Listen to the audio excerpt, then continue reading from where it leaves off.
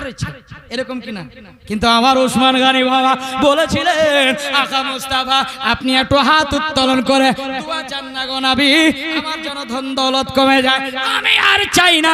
কেননা হযরতে আয়েশা রাদিয়াল্লাহু তাআলা আনহা বলেছিলেন হযরতে আব্দুর রহমান বিন আউফ সবথেকে যে শেষ সাহাবী বাবা, আমার নবীজি জালসায় বসে 10 জন সাহাবার গ্যারান্টি জান্নাতের ঠিকানা দিয়েছিলেন। বাবা গো, আমার ওসমান গনির এত মাল ছিল, কিন্তু কেন মাল কমেনি, আরো কেন ধন দৌলত বেড়ে গেছিল? আপনারও বাড়বে যদি করেন আমলটা, যদি আপনারা করেন তাহলে বাবা আপনারও ধন দৌলত বেড়ে যাবে। বলে কি হুজুর, কিরকম করে? হযরতে ওসমান গনির আমার নবীজির দরবারে একজন এসেছেন, বলে হুজুর আমার 3টি মেয়ে আছে, আমার মেয়েদের বিবাহ দিতে হবে, তাহলে টাকা পয়সা দরকার। বলে যাও ওসমান গনির কাছে চলে যাও। ওসমান গনির কাছে গিয়ে বলছে দাঁড়িয়ে আছেন, তো হযরতে ওসমান গনি রাদিয়াল্লাহু তাআলা আনহু গেহু समझते हैं ना, গম গম এই দানাগুলো চুনিয়ে চুনিয়ে উঠাচ্ছে, সরষাগুলো উঠাচ্ছে, জিভার নখ দিয়ে উঠাচ্ছে। তো এই দেখছেন যে ওসমান গনি কি দিবে, এ তো লাগছে সব থেকে বড় বকিল, এতে একটাও দানা ছাড়ে না, পিঁপড়েও নিয়ে যাচ্ছে, ওটাও কেটে নিচ্ছে, এ দিবে না। এবার আমার নবী দরবারে চলে গেছে, এবার আমার নবীকে বলতেছেন ইয়া রাসূলুল্লাহ ইয়া হাবিবাল্লাহ, দয়া নবী গো ও কি দিবে, ও তো সব চাইতে হয়তো বখিল। আমার নবী বলতেছেন ও সাহাবা, না না না, কখনো বেয়াদবি কথা না, যদি মালদার হয় তো হযরতে ওসমান গনি মালদার, ওই তোমাকে কিছু সাহায্য করবে।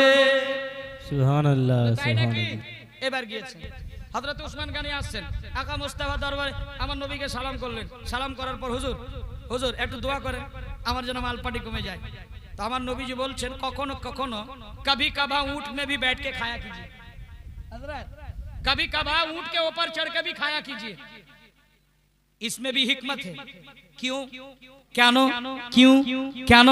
আমার নবীজি বলছে যদি ওসমান গনি যদি উটের উপরে চড়ে খায়, উটটা লড়াচড়া করবে, কিছু দানাগুলো নিচে পড়বে, কিছু পড়বে, কিন্তু বাবারে ওটাই কথা পালন করলেন, উটের পিছনে চললেন। বাবা যেমন ইট পায়ে হিলান দিয়েছে একবার, হযরত ওসমান গনি কিছু দ্রব্য খাচ্ছিলেন, ও থেকে পড়ে গেল জমিন থেকে, অমনি ওসমান গনি জমিনে লাফ মেরে দিল। বাবা এবার নিজের জবানের জিহ্বাটা দিয়ে ওই দানাটা উঠিয়ে খাচ্ছে। সুবহানাল্লাহ সুবহানাল্লাহ। আমার আল্লাহ বলে দিলেন, আমার নবী বলে দিলেন ওসমান তোমার মালপাতি তো কমা তো দূরের কথা, আল্লাহ আরো তোমার বেপানা মালে বরকত দান করে দিয়েছে। আমরা বিয়ে বাড়িতে যাই কিনা, কতটা খাবার নেন, আমাদের চোখ ভরে কিন্তু পেট ভরে কিন্তু চোখ ভরে না, আছে না নাই? 4টি ভাত নিলে হয়তো ভালো মাংস, খাওয়ার পর এতটি ভাত ছেড়ে দিলেন, এতটুকু সবজি ছেড়ে দিলেন, আপনি মালদার হবেন? আহা কোনোদিনই না, এরকম হওয়া যায় না। যারা দানার কদর করে, রিজিকের কদর করে, ওই ব্যক্তি দেখবেন দাস্তারখান, আল্লাহ নবীজি সুন্নাত যে লাল দাস্তারখান পেড়ে দিবেন, গোটা পরিবারের মানুষ একসাথে বসে খাবারটুকু খাবেন। বাবা এর খাওয়ার ওর খাওয়ার ওর খাওয়ার এর খাওয়ার যখন টাইমে শাল হবে, আপনার বাদ হজমি হবে না, খাবারগুলি সব হজম হয়ে যাবে। জোরে বলুন সুবহানাল্লাহ। আমার নবী আকা মুস্তাফা সাল্লাল্লাহু আলাইহি সাল্লাম এই পদ্ধতিগুলো দিয়েছে মালদার হওয়া, বুঝেছেন? যদি আমল করেন তাহলে মালদার হয়ে যাবেন।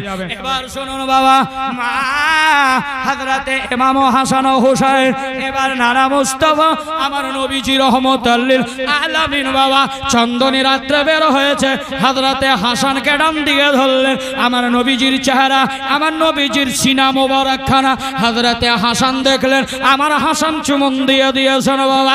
এবার হযরতে হুসাইন কে দেখেন, উনিও থরথর করে কাঁপছে, মাঘ মাসের ঠান্ডা, হাড় কাঁপা ঠান্ডা, ঠান্ডায় থরথর করে কেঁপে যায়। আমার নবীজি আকা মুস্তাফা একটা আওয়াজ বুলন্দ করলে, হোসেন ভাই, ও হোসেন ভাই তুমি একাই কেন দূরে দাঁড়িয়ে আছো, এসো ভাই এসো এসো আমার দিকে এসো ছুটে। বাবা গো আমার হোসেন আকা মুস্তাফা সাল্লাল্লাহু তাআলা আলাইহি ওয়াসাল্লাম ইনশাআল্লাহ আকা মুস্তাফা জানো হযরতে ইমাম হোসেনকে যেমনি ডেকেছেন আমার হোসেন গুটি গুটি পায়ে এমন করে দৌড় মারতে লাগলো। আমার নবীজির হাতে চুমন দিলেন, আমার নবীজিকে সালাম পেশ করে দিলেন। আমার নবীজিকে কেঁদে কেঁদে চোখের জল পড়ে যায়। অমনি আমার হোসেনকে আমার আকা মুস্তাফা বলেছে, হোসেন না না না, আমি তোমার চোখে জল দেখতে চাই না। বাবা আকা মুস্তাফা বলে, আমি চোখে জল দেখতে চাই না হোসেন। হোসেন আমার নবী বলেছিলেন, কেননা হযরতে উম্মে ফজল রাদিয়াল্লাহু তাআলা আনহা বলে দিয়েছিলেন, জিবরিল আমিন কারবালা থেকে মাটি নিয়ে এসেছিল বাবা, জানো আমার হোসেন শহীদ হবে বাবা। কিন্তু এবার আমার নবী জানতেন, ছোটবেলা থেকে প্রচার হয়ে গেছিল যে হোসেন কারবালার প্রান্তে শহীদ হবে। শিশুবেলা থেকে প্রচারটা হয়েছিল যে হোসেন শহীদ হবে বাবা। আমার নবী মুস্তাফা হোসেনকে ডাক দিলেন, দাদা ভাই আয়। আমার হোসেন গুটি গুটি পায়ে এসে দৌড় মারতে মারতে নানার হাতে চুমন দিলেন। যেমনি আমার নবীজি মাখমালি চাদরটাকে সরিয়েছেন, হযরতে হোসেন একদিক দেখে ফেললেন। আমার নবীজি বলছেন, এসো নাতি, এসো হোসেন, এসো ভাই। আমার নানা জান নবী মুস্তাফা হাসান ও হোসেনকে জড়িয়ে ধরলেন। জোরে বলুন সুবহানাল্লাহ। আমার নবীজি রহমাতাল লিল আলামিন বাবা দুই নাতিকে দুটাকে ধরলেন বাবা। এবার কি করছেন দেখে, আমার নবী মুস্তাফা দুই কাঁধেতে দুই হোসেনকে, হাসান ও হোসেনকে ধরে ফেললেন। এবার বাবা আর একটু নজর করে দেখতেছেন, আমার নবী নজর করে দেখতেছেন ওই ময়দানে আপনার মদিনার গলিতে হযরতে ফাতেমাও বুরকা পরিধান করে দাঁড়িয়ে আছে। জোরে বলুন বাবা। আমরা হোসেনকে ভালোবাসি। হোসেন আজকে তো প্রথম রাত্রি, তাহলে বেশি মানুষ তো নাই। মায়েরা হয়তো যাই কিছু নিয়ে এসছেন, আমার ভাইদেরকে বলবো পাক পাঞ্জাতন 5 জন ভাই 1000 টাকা করে হোসেনের মহব্বতে আসতে পারবে কেউ? 1000 টাকা করে। বলে হুজুর আপনাকে পাবো কি পাবো না, আজ আছে কাল নাই, কালকের কোনো ভরসা আছে আব্বা? না, কালকে আসতে পারি নাও আসতে পারি, হয়তো মরেও যেতে পারি, কোনো গ্যারান্টি নাই। কিন্তু এই নুরানি মেহফিলে আব্বা 5 জনকে চেয়েছি, যুবককে, একদিন 2 মাস 1 মাস দিন ইনকাম করে 1000 টাকা হোসেনের মহব্বতে যদি থাকে, একটা যোগ্য বাপের যোগ্য বেটা একটা দাঁড়িয়ে দানটা দিতে পারেন। এই গভীর রাত্রে আপনার 12টা 40 মিনিটে আপনার জন্য দোয়া করে দেব ইনশাআল্লাহ। আপনার জন্য দোয়া করব এই কারবালার মাসে, আল্লাহ পাক আপনার দোয়াটাকে কবুল করে নেবে। বাবা গো এবার শুনুন আমার সোনা মানিকেরা, মা ফাতেমা বুরকা পরিধান করে আছে। ওই বুরকাটা যেমন তেমন বুরকা ছিল না বাবা, ওই বুরকাটা ছিল জান্নাতুল ফিরদৌসে। কোথাকার?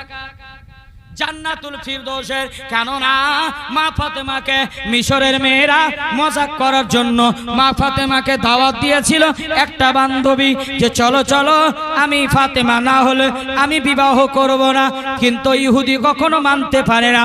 নবীর বেটি ফাতেমা এ তো গরিব ঘরানা, এরা তো মালদার নয়, ও যদি আসে আমাদের সম্মান হানি হয়ে যাবে, আমাদের সম্মানটা নষ্ট হয়ে যাবে। না বিটি না না, তাকে তুমি দাওয়াত দিও না।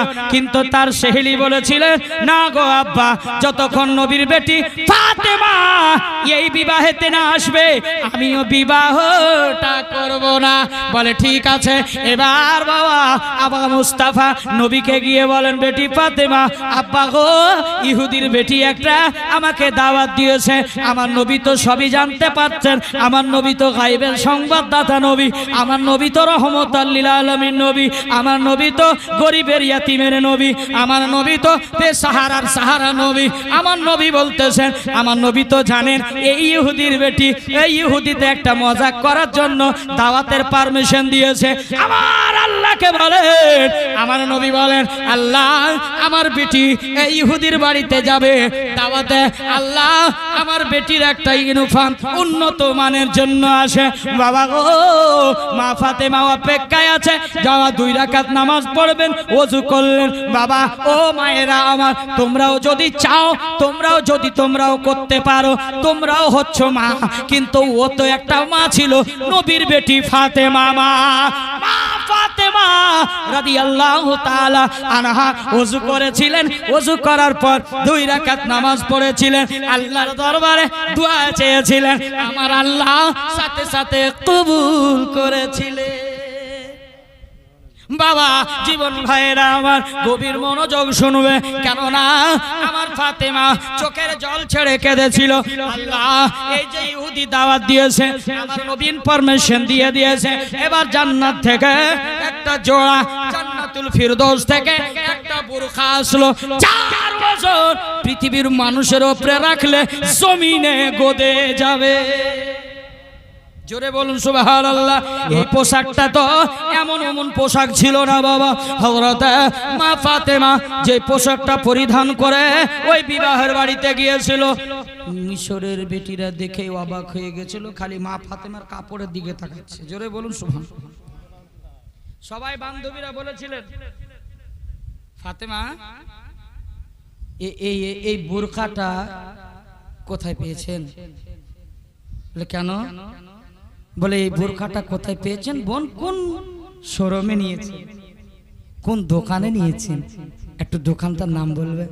মিশরের মেয়েরা বাবা এমনি তো হাসিন জামিন, আহা নবীর বেটি ফাতেমা বোরখার ভিতরে আছেন। এই যে এখন টাইট ফাইট বোরখা পরছে, ওই বোরখাতে ছিল না বাবা, সব কিছু ঢাকা।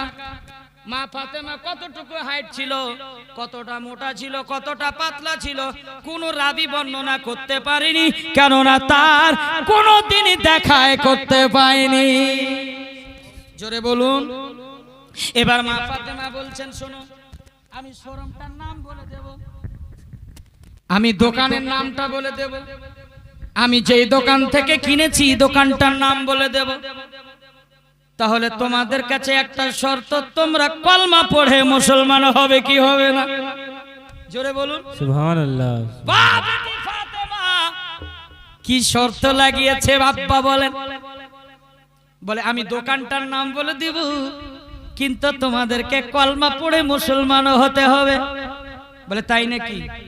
কোনটা রাস্তা দিয়ে গেছি ওই রাস্তাটারও ঠিকানা বলে দিব। তাহলে শর্ত কলমা পড়ে মুসলমান হতে হবে।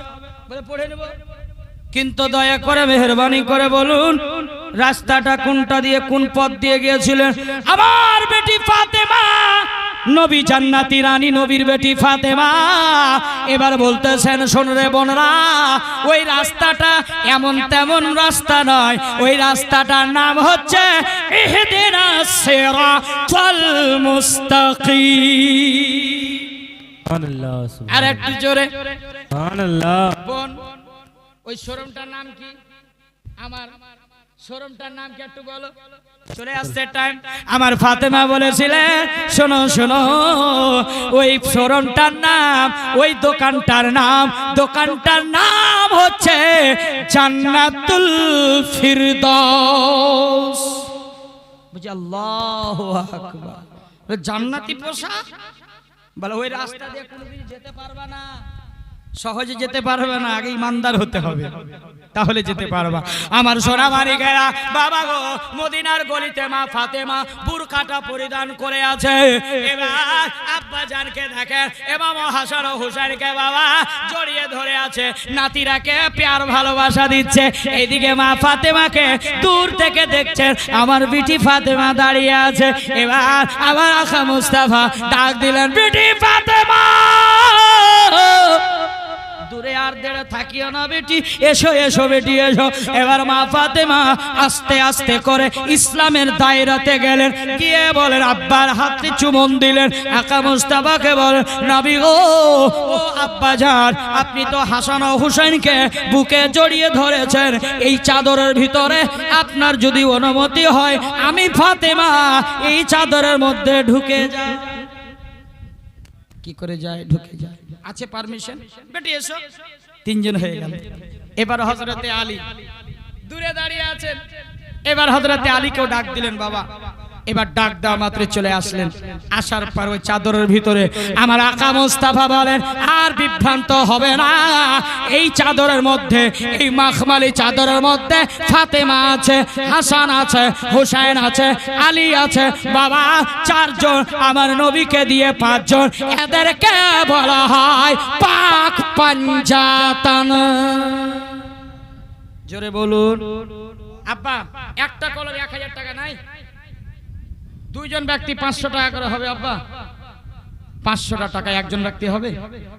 মায়েরা আপনার দিকে হবে শেষ দান হবে মা? যদি থাকে একটু দেন।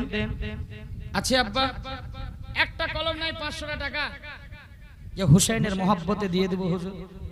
সুবহানাল্লাহ সুবহানাল্লাহ। হযরত কাল দে দেंगे। আল্লামা সিরাজউদ্দিন সাহেব কিবলা, নারে তাকবীর।